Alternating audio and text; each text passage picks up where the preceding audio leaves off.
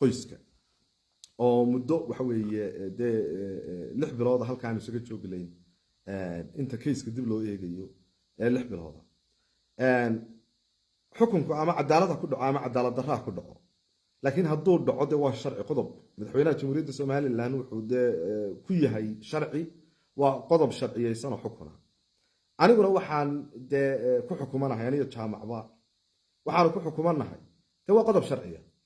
laakiin inuu cadaalad yahay inaanu cadaalad ahayn de macrafaan iyo garsoor iyo cases laga fariisto ayuun baa runtii dooda iyada ah da ka furan oo labada iyadaba de noo furan taana waa isla waafaqsanayno de mid la isku diidayaan iyo jaamac la isku diidayno ma yahay hase ahaatee dalkii Turkiga markii ay sawjadayda iyo xajeedaydu ay ka soo degtay gagada madaarka ee dalka Turkiga waxa dhacday qisam mu'amaraada oo runtii de sabab u ahayn muxuu ahaayay halgankii dheeraa iyo godob ay tirsanayaan kooxdii kulmiye deetan waxay kulmiye ka soo shaqeeyeen abaabul runtii aad u ballaaran oo abaabulkaas oo ballaaran oo dalka Turkiga waxa ka mamnuuca mukhadaraadka iyo in waxa weeye de mukhadaraad lala soo galo sidaa daraadeed gabadh niqaaman ayaa madaarka ku joojisay xaajiyadeyda waa madaarka magaalada Hargeysa markii ay soo ambabaxaysay de case-ka aan waxa weeye ku dhamaynay arrinta madaarka markii ay xaajiyada gabadhaasi ku joojisay waxay weydiisay inay dawadan antibiyootiga ah u qaado oo ay dalka Turkiga geyso oo ay u qaado qoys dawada markaa gabadh xijaaban oo wadaadada ayaa soo dhiibtay gabadh xijaaban oo wadaadada ayaa dawada u dhiibtay xajadu runtii weydiido waxay tiraan dawooyinka ma qaadayo islaam baa ku qalqaalisay madaarka joogta waxay tiraan alaabta qaad telefoonkeedana waa la weydiistay oo gabadha xijaaban ayaa weydiisatay markii gabadhii xijaabneyd ay weydiisatay telefoonka waxay gabadh xajadu soo raacday falaay carabiya waxay ka degtay dalka Imaaraadka iyadoo Imaaraadka maraysa ayaa waxa uu soo dhacay telefoonkaasi waa nin ay musabixi runtii saaxiib yihiin oo de loolanka iyo dhinaca kale isaguna soo taagnaa oo la yiraahdo Sheekh Cabdiraxmaan oo runtii de kitaabtana daabici jiray ayaa telefoonka xajiyada ku soo dhacay oo markaa isagu le alaabtii miyaad la dhaaftay dalka Imaaraadka miyaad la dhaaftay saddex jeer markaa su'aasha isaguna weydiiyay haddaan idin yara shida codadkii markaa waxa weeye Sheekh Cabdiraxmaan Dheere oo xajiyada kula hadlayay markaa waa sababtii aan dalka u yimi de waxa weeye case-kan idin dhamayn doonaa hayga degdegina si waxaana tafaasiirta u dhageysta waxa samaysaa VPN intaad ku qorto Play Store-ka VPN وشيخ عبد الرحمن oo markaa weydiinaya in VPN-ka la furo dawo antibiyootiga Turki la geynayo waxa samaysaa VPN intaad ku qorto Play Store-ka VPN la soo deg waxa ku qortaa VPN dabadna ama inta Play Store-ka furto waxa ku qortaa 4.1.1.1.4 u hayso marka VPN baa ku soo degay oo baa caalamiya ku dhufo marka soo kala ku shaqeynaya marka walaaleen waxa ay soo sheegtaa walaal hudheelkaad ku digaysay ciwaankiisa soo siinanka aan ugu sheego oo inaad halka joogto kugu yimaado isaga ku imanayna waa reer Istanbul dawada isaga ka qaaday isaga marka u diray ciyaal qoladii lahayd walaal aan kala u diray in Istanbul joogaan la markaaga siinaya marka ciwaanka aad ku digayso iyo soo dir soo kugu yimaado kaaga qaado aan filayo ma diyaarada fuusheen marka dambe WhatsApp ka furto walaal lamba ay ma ciwaanka soo dir inaan ka ku imanay lambarkiisuna waan ku soo diray walaal haddii qof aad kala hadashay hesho qof baad kala hadli kartaa haddii kale ciwaanka hudheelka aad ku degto magaciisa iyo ciwaanka iyo soo dir walaal location-ka oo qolada marka ku degtay qolada hudheelka ku sheegaysay dawlad ku degayso marka ay soo dirsayna kan ugu shaab السلام عليكم ورحمة الله وبركاته والله حبسي واحد شديدة إنما دي ملا أول اسمه مويدا ولا لا واحد سميسا أما هل كان لجوجو إيمان أيه أتشوكت وشاق ولا أكوي ما دواء قف ما هو بهم ولا لا دواء ما أنت كنا ما تبرين وبالعبال الدنيا دواء ولا مركا إنما دو مر هراي دير لها دواء وح ولا أما ولا واحد سميسا هل كان كتشوكت اللوكيشن كأودر يجوا أكوي ما يجوا صعلا أما مهرات أودك meesha ay joogto meheradaha Soomaalida mid u dhig dabadna u sheego xataa meheradaha case-kaasi markaa waa si waxa weeye arrinta loo qabto runtii alantii danin dambi baara abaanay waan furay markii aan furay meel runtii aad u baxsan oo aanan hadda tafaasiir fara badan ka geynaynin ayaan arrintii dhiibay arrintaasi markii ay dhacday oo aan waxa weeye golofis xidhay oo alaabtii baadhay oo ilaahay subxaana watacaala gabadha kusoo nabadgeliyey ayaan golofis u xidho alaabtii baan baadhay jaamac baan telefoon u diro waxaan idhi war kayskii aynu ku heshiinay in dismiisa laga dhigo xaajadii way adkaato sida ayay saasay xu jiraan waa jaamac gaamuushan wada xukumanay marka cafiskii boqor cusmaan oo buur madow la siiyey eena muraad u soo qaaday u tago madaxweynaha inooga soo qaad ila isku kays baynunay saddexda xidhan aniga iyo adigaba waa qisadii liibaan ee madaarka lagaga celinayey waxa weeye dib loogu celinayaan caadi idinku tafsiiraya waxaan idhi war maadaama oo arrintaasi ay jirto harawo in yaroo qaada shandadeeda laga helay baa dhowr iyo 10 sano xidhnayd oo shalay soo baxday kayskani waa mu'aamaraad sababta la igu galaafanayana waa madaxweynaha talada fuulay ayuunbaa loo arkay in liibaan waxa weeye uu qayb ka yahay oo uu talada uu kursiga ku fuulay in adeerka aan qayb ka ahay baa wanjalaad 25 sano oo Turkiga loogu keenay haddii hodheel la geliyo iyo haddii meeshan jooga la keeno iyo haddii waxa weeye xaajadu ag istaagto in aniga iyo iyadaba la isku kaayo qabto marka maadaama wixii aan furfuray oo wixii aanay ahayn antibiyootig la sheegayay oo waxyaalo la isku karkaray ay tay oo aad loo soo xidhxidhay orodoo warqadda cafiska inooga dalab madaxweynaha oo aan airportka 11 subaxnimo ka helo warqadda uu madaxweynuhu inagu cafinayo waa madaxweynaha cusub ee jamhuuriyadda Soomaaliland oo muqaadaraadkan dartii aniga laygu soo dhiibay ninka la hadlayana ma aha madaxweynaha jamhuuriyadda Soomaaliland waa jaamac gaabuush jaamac halkii aan ka sugayay inuu dhaqaaqo warqadii doono ayaa waxaan soo dhajiyay oo aan shacbiga jamhuuriyadda Soomaaliland iyo intii taageerayaashayda ahayd buu soo dhajiyay 15 December inaan imanayo oo maalintan jaamac la hadlayo waxaan 15 diyaaradda ku qoran waan degdegayay wixii meeshan ku tuuray intaan kameraduhu soo helin jaamac oo arrinta waxa weeye 11 subaxnimo 15 bisha keen 11 subaxnimo ana warqadii sugayay ayuu yiri kayska dismissal baan ka dhigayaa 2 cisho aag bedelasho samee deetana waxaan idin soo qoray waryaarahan dib baan u dhigto 17 December baan ka dhigay kayskii markaa maxaa laga dhigayaa dismissal jaamac uu igu soo noqdo wuxuu igu yiri in xaaji cali baan la diiday waa jaamac gaabuush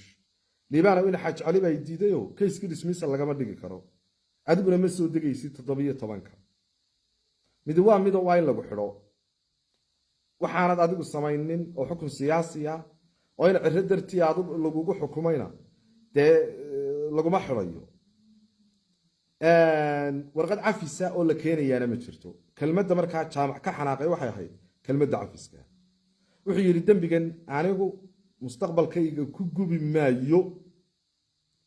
in la cafiyo oo dembiile la cafiyey noqon maayo isku kaysna weynuna haddii warqadda 11 subaxnimo la dhigo madaarka magaalada Hargeysa adiga iyo aniga iyo saddexda xidhanibay dambiilayaal cafiyay baynu noqonaynaa waxaan hadda waxa doonaysaa 25 sano inaan Turki ku xidhnaado wala halka caadi u dhigaysta waa qisa aan idinka sheekayn oo aan xilibida xabaala qodaa qulun buu ga dhaadhacaa waxaan war 25 sano in la igu xukumaa doonaysaa adoo ka hadlayo mustaqbal siyaasadeed aniga haddii la xidhayo 25 sano Turkiya jeelka magaalada Hargeysa ka qiimo badan in la igu xidho oo 5 sano Muuse Biixi aan ku dhamaysto jeelka magaalada Hargeysa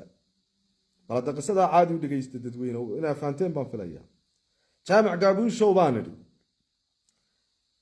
kayskan mu'aamaraadka cidda aan u galay waa adiga in adeerka laxama oo in adeerka ruma adiguna waxaad leedahay warqadii cafiska boqor buur madow uu soo qaaday ina muraad 11 keeni maayo oo aniga ayaa sumcad xumo ay ii tahay in cafis la isiiyo maadaama dismissalkii maxkamaddu iga soo diiday waa inaad adigu istabartood liibaan oo dabar nafsaka aad noqoto waxaan anigu istabari maayay 11 subaxnimo 15 keedaan ku baajiyay dadweynahan oo ma tafsiirin waxa jira haddaba maqlaysaa niman ilmaadeeraynu noo dadweynaha uma tafsiirin waxa jira mana tafsiirayo jaamaco 15 December waan baaqday 17 December waxaan ka soo degayaa gagada diyaaradaha magaalada Hargeysa haddii warqadii cafiska aan waayana xadhigaan ogolahay laakiin dalka turkiga iyo wanjalaada iyo mu'aamaraadka aan wejigiina ku galay jaamac gaabuushow lagama yaabo inaan dalka turkiga sii fadhiyo jaamac wuxuu yidhi mana ka soo degaysid madaarka warqad cafisa kuu taallaana ma jirto liibaan waxaan maxaa xala kabahayga wuxuu igu ridbiri haddaad diiddo inaad naftaada dabarto oo aad ka soo degto gagada diyaaradaha halkuu jaamac igala hadlaya jaamac wuxuu igala hadlayaa guriga madaxweynaha waxaan sawdiganadu gurigii madaxweynaha igala hadlaya dhuumanaya ee dabagala leeyay waan xidhaya jaamaco wuxuu yidhi anigu dhulkaan soo maray anigu waxaan soo maray dhulka ee adigu dhulka soo mar waxaan dhulkaan soo marayaa waa yama galbeed taageerayaashii kulmiyaan ayaanu isku shiishiidnaa gabiilay mise xarshin baan ka soo wareegayo taageerayaashii musabiixi ayaan xarshin ka soo wareegaa anigu waxaan u dhashay magaalada Hargeysa gagada diyaaradahan ka soo degaya waanan ogolahay inaan waxa weeye xabsiga Hargeysa galo oo aan xukunkaana u qaato madaxweynaha aan talada saarnay awgii baxsadka aan uga imanayo airportka Istanbulna aan u qaato madaxweynaha awgii xukunkuna uu igu dhacay madaxweynaha awgii hadday adiga garasho kaatay jaamac gaabuusho oo go'aan kaatay in 25 sano liibaan dalka turkiga loogu xidho de waa hawl waxa weeye adiga ku gaara sidaa markay tay ay noqotay nin walba dabar nafsak liibaan wuxuu soo goostay diyaaradii fly carabiya markaan soo goostay 11 subaxnimo ayuu habeennimadkii jaamac fadhiistay 11 subaxnimo habeennimo ayuu jaamac fadhiistay telefoon buu ii soo diray waa jaamac gaabuush wuxuu yidhi kabaayiga wuxuu igu rid liibaan haddaad gagada diyaaradaha magaalada Hargeysa ka soo degto hadda maqlaysaa xalaan madaxweynuhu kugu xidhin aniguna aanan cafiskii u qaadanin oo aan cafiskaasi iigu dhicin waa tiisuu ka hadlaya ayaan keenaya halkaasi markaa jaamac gaabuush wuxuu noqday inuu diyaaradii carabiya la hadlo oo yiraahdo gagada diyaaradaha kama soo degaysid isagoo adeegsanaya afar ciyaal oo dhugdhukuran oo uu ku adeegto oo waxa weeye daamurihiisa dhinac u duwa oo yes boss iyo namaste sida hindida uu ku adeegto qofka xafiiska laga eriyo qofka calan loo diidayo iyo cidda la xininayo iyo cidda la riixayo iyo garabka la noqonayo iyo dhanka la isu eriyanayo ayaa waxa weeye uu fuliyay awaamirta waxaana uu iga dajiyay diyaaradda hadda waa warqad cafisa oo 11 subaxnimo la isku qorayay oo la siiyay boqor Cismaan oo buurmado oo musabbixi uu ka soo qaaday ina muraado maayiri ayaa ka dalbanaya wax allaala waxa iswada daba socdana waa ta koobaad xukunku cidda igu dhacay uu garanaya isagu wanjalaadu cidda igu dhacday daraaga la soo dhiibaya uu garanaya isagu duruufta keentay in warqadda cafiska la bixiyana uu garanaya dagaalka liibaan iyo jaamac gaabuush horta maalintaas uu bilaabmay tal qabta uu yeelan waay ehelna uu yeelan waay arrinta markii aan ka soo degay waa jaamac gaabuush arrinta markii aan madaarka ka soo degay aan hawada marayo ee dib lay celiyay ayuu jaamac telefoon ii soo diray wuxuu yiri hadda taydii yeeli weyday waa jaamacan Faysal Ali Waraabi codka ka duubay cid walba wahan jabay Faysal wuxuu ku haystay amuraha Puntland sida uga hadalaya ta Soomaaliya iyo ta Hebel iyo ta kale waa dictator yaro jecel inay tiisu shaqayso hase ahaatee anigu aan tolnimo ku asturayo ku qarinayay oo aan jeclaa runtii inaanan dadkan caaqilka u ahay oo aan isagana caaqil u ahay inaanay jaafa jirqin oo aan la wada hadal oo yacni anigu aan qaato nin soo degdegay oo dalka maqaaxi u haysta oo haddana la yidhi qoray dhanka kale uu qorayo waa nin fudud oo uu isa soo qaaday isagii iyo saddexdii dhugdhukurnaaye adoomihiisu ku adeeganayay shalayna xilalka keenay maantana xilalka u dhiibay waxay iib geynayeen inaan ahay nin fudud oo dalka maqaaxi u haysta oo adeerkii qabsaday oo iska soo galaya oo saacadu doonay soo galaya waxay haddana iib geeyeen liibaan baa 300 kun la siiyo lacag ku aamusay waa qisooyinka mucjisaadka ah ee aan tolnimada iyo ehelnimada iyo waxa weeye waxgaradnimada iyo aqliga saliimka aan intaba dadweynaha kaga qariyay ee aan kaga aamusay hase ahaatee wuxuu haddaanay joogsi lahayn oo aanay joogsi lahayn waxay kalifaysaa in waxa weeye xaqiiqdii reality-ga dadweynuhu ogaadaan markii aan waxa weeye diyaaraddii layga dejiyey runtii oo jaamac arrintii ku guulaystay waxay noqotay inaan dhowr cisho ka bacdi ka soo wareego dariiq kale oo aan waxa weeye magac qarsoodiye ku soo galo oo aan kaygiiba ahayn ma aha inaanu siryanayno muuse biixi ma aha inaanu siryanayno xukuumaddii hore laakiin de ninkaanu siryanayna waa jaamac gaabuush waxaan soo bedelay magacii waxaan soo qaatay basaboor kale Soomaaliya oo aan Kenya ahayn waxaan xataa boarding passka de rag baa soo qariyo soo habeeyay deetana waxaan soo galay dhowr cisho ka bacdi oo aan dal kale aan Turkiga ahayn aan ka soo galay magaalada waxa weeye Hargeysa halka markii ay marayso dadweynaha jaamac wuxuu ka iibiyay isaga iyo kooxdiisa ay gacanta ku wataan nin adeerkii maqaaxida qabsaday oo sidii maqaaxiis ka soo galay oo rabshad abuura iyada oo aan taa ogahay ayaan jaamacow ma waxaad ku guulaysatay inaad diyaaraddii iga dejiso iyadoo waxa ka soo cararaya ay tay godob aan madaxweynaha talada aan saaray ee awoodiisa sida khaldan u adeegsanayso aan talada saaray godobtaan u galay mukhaadaraadka la soo dhiibayna darteed la igu soo dhiibayo godobta madaxweynaha xukunka dhacay ee aynu ku marmaynaana uu dhacay godobta madaxweynaha ayaa tiri anigu cafis qaadan maayo mustaqbal baan leeyahay ama xamar aan dhexbooda ama Nairobi aan dhexbooda ama Soomaaliland saaka aan dhexbooday anigu mustaqbal baan leeyahay mustaqbalkayga layga xumayn maayo markaas yiri inta kulaha joogso waxaan haddaad adoodii madaxweynaha diyaarad cid ka dejin kartood adeegsatay anna waxaan soo qorayaa madaxweynaha ay celiyay waan idin soo qoray haddaba maqlaysaa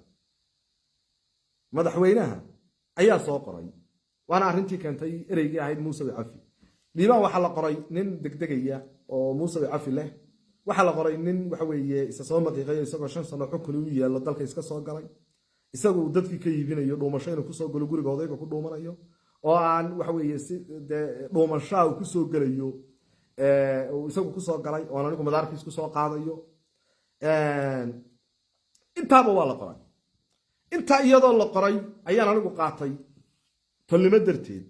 iyo inaan ehelku jaafa jirqin waxaan anigu qaatay ninka degdegaya inaan noqdo inaan anigu noqdo ninka adeerkii meherada uu leeyahay iska soo galay waxaan anigu liqay oo aan qaatay inta soo godobood aan arkayo sida tooska u wada hadlayna in diyaaraddii layga dejiyo haddana iska aamusay waxaan anigu qaatay in nin maqaaxi dalkii ka dhigay oo 5 sano xukun u yaala isku soo maqiiqaya hadda intaaba soo maqlaysaan intaaba maxaa keenay u qaadanay inaan ka garasho roonahay inaan ummadda caaqil u ahay inaan tacabkan 12 sano keenay inuu jaamac gaabo shakhsi iski u xun oo aan dadnimo iyo garasho iyo garaad iyo aqli mid ka qabtaana uusan jirin maaha awood iyo raganimo iyo karti inta wuxuu sameeyay jaamac gaabush halka markay joogto ayuu jaamac gaabush liibaan $300,000 ayaa koonka loogu shubay isaga iyo adoomihiisi ay suuqa ka iibiyeen yar uu ku shaqaysto doonayo anagu inaanu jaafa jirqino hase ahaatee jaafa jirqimayno taana waxaan filayaa liibaan nin xoolo doonaya inaanu ahayne xirsiqan iyo caarre ayaa dushayda lacag ku qaatay caarra Turkiga la hadlo markaas uu lacagta baran ku dhiibo ee nagala soo qayb gal idaacadda iyo dawladda hal israaciyo buuqa yareen horta waxa weeye ninkii lacagta ka haray baan nin cayladoodu qanitay baanay oo dhashii magaalada ah qof adduunyo inaanan hayna waxa ku garanaysaa aragtida weeyaan marka horta taasina waxay ahayd aflagaada labaad oo cayya suuqa lay galiyay iyana waa liqay mid aan liqay ayay noqonaysaa jaamacna waxaan leeyahay warakoonada iyo saadu talasoom iyo dahabshiilba way yaalaanay EVC da xamar hadda xataa wax noogu shubtay idaacadaha iyo dadweynaha horgeey waxaan ilaahay hortiisaba ka sheegayaa inaanan jaamac iyo xukuumad toona wax adduuna oo lacaga aanan ka arag ayaan ilaahay hortiisa idin ka sheegayaa taasina uu ahayd beena uu jaamac faafiyay nin lacag deydayna aanan ahayn oo aflagaado iyo waxa weeye dhibtii jaamac geystay iyo aflagaadadii degdegii ana qaatay been hafarkii ana qaatay qalalaasihii iyo fawdadiina ana diiday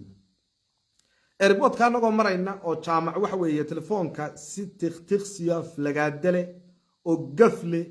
oo waxa weeye xurmad darra ah u hadlayo isu haysano ayaa qof telefoon ii soo diray wuxuu yiri caruurtii xabad baa erbodka ka dhacaysa waxaan idhi war naftiinaa ka weyne ku kala yaaca ajandahayga marnaba ma ahayn caruurtayada iyo ciidanku inay iska hor yimaadaan lifekii u horreeyeen idiin soo galay 7 saacadood baan diyaaradda dib u fuulay waxaan arkay tacabkii aan geysanayay G36 oo jaafaajir qaaya oo dhinac kale loo rogay hadda soo ma maqlaysaan iyana waxaan weer G36 nimada ay nooga weyn waxa dhacay iyadoo aydan waxa ogeyn ninka qaatay eedda iyo dulmiga iyo waxa weeye fataabaqda intaana waxaan ku qaadanayay gobonnimo waxaan ku qaadanayay sharaf waxaan ku qaadanayay inaan ka aqli roonahay oo ka damiir wanaagsanahay waxaan ku qaadanayay tolnimo iyo ehelnimo oo tan shalayba waxa weeye culayska ugu jiray iyadoo sidaa fadhido jaamac wuxuu adeegsaday awood khaldan isagoo Nairobi hay'adaha ka shaqeeya lacagtan islaamaha ka soo gurana business ku gala gawadhi bullet proof xamar ku kareeya ayuu waxa weeye jaamac intuu halkaas soo fadhiistay awood khaldan ayuu adeegsaday habeenkan caawa la joogana intuu tufa abaabulo oo WhatsApp-ka galo yiraahdo caaqilka soo caaya caaqilka inta soo dhan asturay hadda qisada caadi wada dhageysta caaqilka inta soo dhan liqay inta soo dhan caaqilka liqay ayuu dhalinyaro soo abaabula oo yiraahdo waa nin waalan halka Nairobi intuu fadhiisto oo Facebook dhalinyaro u diro oo Kenyaati Kristo shaqaan annaguba Facebookyada umada ka wada shaqaysan jirnay oo aanu nin Kenyaati u kiraysan jirnay ayuu ninkii dibaaniga igu adeegsaday noox qariyana meehiyo dadaal baan dhashayo waaniga xataa idiba sheegaya inaan anagu Kenyaati adeegsan jiray oo aanu u adeegsan jirnay kooxda kulmiye laakiin tii dibaaniga la igu adeegsaday dadkii mushaarka la siin jiray walaalayaal mudan yar yamarkood ninka inta laqay ayaan ahay halka iyadoo fadhida ayaa saddexdii ciyaal ee dhalinyarada ahaa ee la xiray la oranayo liiban ba $300,000 la siiyay iyagoo careysan wada canjaleeda ka dhigaysanayseen ilaa naftaydi baad galaafato hadoo maqlaysaa naftaydi ayaad galaafato liiban xildoon mu ahayn xooladoonna ma ahayn qadiyad iyo mabaadi iyo philosophy iyo aragti aan iibinayo ayay ahayd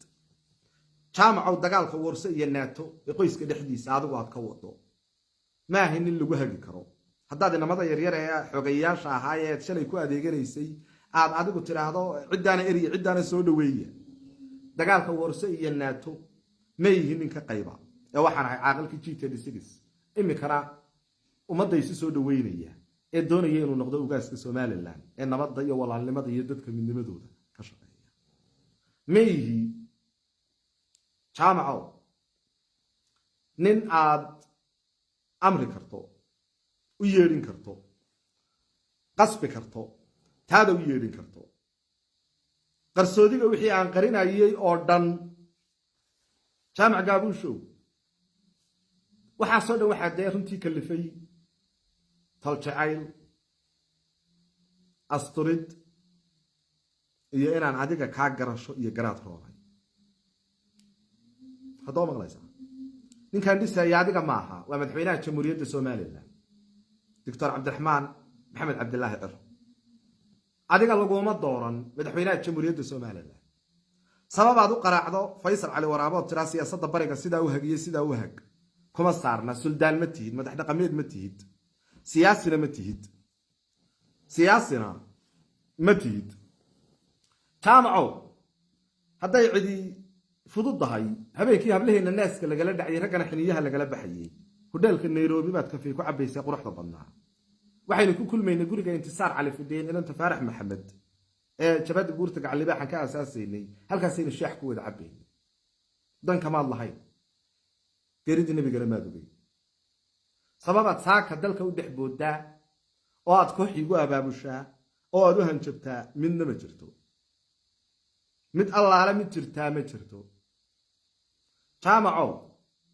ma yihiin nin ganacsada oo kugu ciriiriyaya 50% aragtida iyo mabaadiida aad gurato ee ganacsiga Mr 55 ma yihiin nin galbeed kula tagayo mashaariicda ay habar wal gacanta ku hayso odhanaya 50% keena nin kugu haysta ma yihiin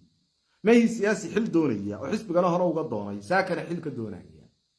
sababaad caaqilka masallaha fadhiya ee ilaashanaya midnimada iyo wada jirka tolkii ee garxajisnimo ee wada dhalashada saakana le war midnimada jamhuuriyadda Soomaaliland iyo nabadgelyada laga wada shaqeeyo adku waxa ugu abaabushaa ma taalo sababaadku waxa ugu abaabushaa ma taalo gaarigii shakalada aynu si furnaynu ognay adig iyo kooxda dhalinyarada aad wanjalaysa leedahay lacag baa la siiyay baynu ognahay warakoonadu way yaalaan oo Salaama Bank baa yaala dawladda Muuse Biixina lacag nagama dhaxayso dawladana lacag iskuma qabsan karno waayo hortayray taariikhdaydu u taala ninka waxaan ahay guri kiraa ku jira $1 million dadweynihiisa ku maalgeliyay kan caaqil ka dhigayna daara ku leeyahay kan sultaan ka dhigayna oo caaqil ku leeyahay hanti tatalawaati aabahay kirata talawaati aabahay dhulka yaalana waati aabahay nin hanti daydaya oo hanti raadiya meehi nin xil raadiyana meehi hadda soo ima maqlaysid hadda talweynaha G36 iyo cid kasta oo damiir la waxaan leeyahay jaamac baynu u dhimanay umaynaan dhiman jaamac waxaynu dooranay madaxweynaha jamhuuriyadda Soomaaliland maynaan dooran jaamac gaabuush boqolkiiba 55 mashaariicdaad wadanayso iyo qandaraasyadaad ku jirto dayska wado shalayba ku gumaan haysan faraqa islaamaha baloodhada lacagta aan ka soo guro jaamaco inaad ku ganacsato Nairobi gawaadhi bulad buruufa farmaajo iyo xasan ka kirayso tay ku gumaan haysan saakana kugu qasban maayo cashuurta dadweynaha iyo mashaariicda dalka ka socota nin kugu haysta meeyii laakiin waxa kugu haysta dagaalka saqajaanka ee hoosta ee aad leedahay dadkaynu ka reebayna qaar kale oo fara badan oo aad wado oo one by one aanu soo deyn doonana waxa weeye waa la keenaya meeyii dadka habrada ee la aamusiyaafka biyo loogu guro xukuumad ima adeegsan kartid awood kale oo adeegsan kartaa ma jirto sharci adeegsan kartaa ma jirto maal la isku gabash leeyo oo la isu adeegsadaa ma jirto dadka xurmay ku wada joogan tolnimo iyo ehelnimo laba nin oo ilmaadeeraynu nahay oo G36 ilmaadeernimadaadu hadday gunnimo noqotay oo aad gobonnimo ka dheeraatay waxaan ku leeyahay waad fasaxan tahay dagaalka aad wadana dadweynaha step by step iyo taala inuu soo jeedinayna Messengerkayga dadka laga caayaya umada laga deynaya Facebookayga wax lagu qoraya aniga Kenyaatiga dib laygu adeegsanaya la oranaya farta xataa Soomaaliga xaajigu ma qoriyo yaqaanee tiisa weekaysiyo walaaqa wadariga karka maxaa ka keena kuleelka leeyahay war intaas soo xumaanaanu ku qarinay annaga qaadanay inaanu nin fududnay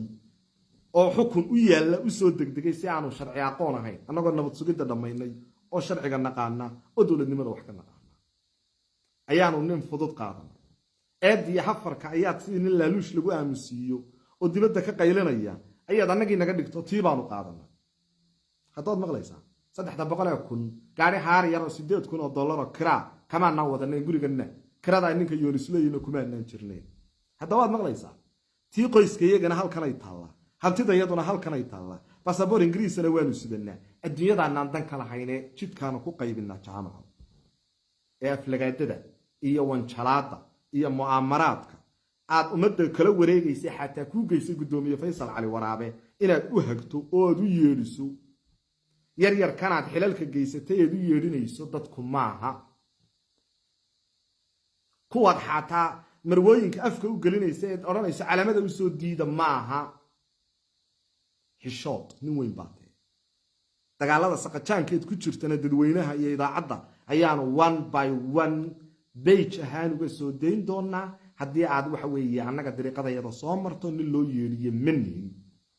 nin laandheero G36 saanu nahay tolkeen waa garxajis iyaga inoo kala gar qaadaya gulwadaynta ma aqaana jaamaco ereyga gulwadaynta ma aqaano ee boqolkiiba 55 kaaga ee eriyo wax badan oo ku mashquuliyaa jira Mr. 50 Mr. 55 waxyaalo fara badan oo ku mashquuliyaa jira nuusiyeenkiisuba dalka way ka tijaarayeen taajir ka noqo shalayna tan soo gurayaad ku ganacsanayso dhexda u galeysay saakana boqolkiiba 50 ka guro ina daarood ka soo qaado cidad ka soo qaadanaysa ka soo qaado meel walba gacanta gali laakiin guriga caaqilka iyo mashaariicda caaqilka ee uu gurigiisan fadhiyo uu bartan fadhiyo idaacadiisa G36 nimadiisa ehelinimadiisa iyo qaraabanimadiisa iyo wanjalaadiisa waxaan ku leeyahay waad ku gubanaysaa ay ka leexo doomidaad ku gubanaysaa taas on salaamay madaxweynaha jamhuuriyadda Soomaaliland shacbiga jamhuuriyadda Soomaaliland dadkan caaqilka u hayay G36 dhalinyarada uu jaamac abaabulayo leeyahay talaya bakor loogayna أنا يدين عاقلة جامع نيروبي بفدية مركي إن أنت بكر لوجا الناس كلا جت مناي جامع نيروبي بي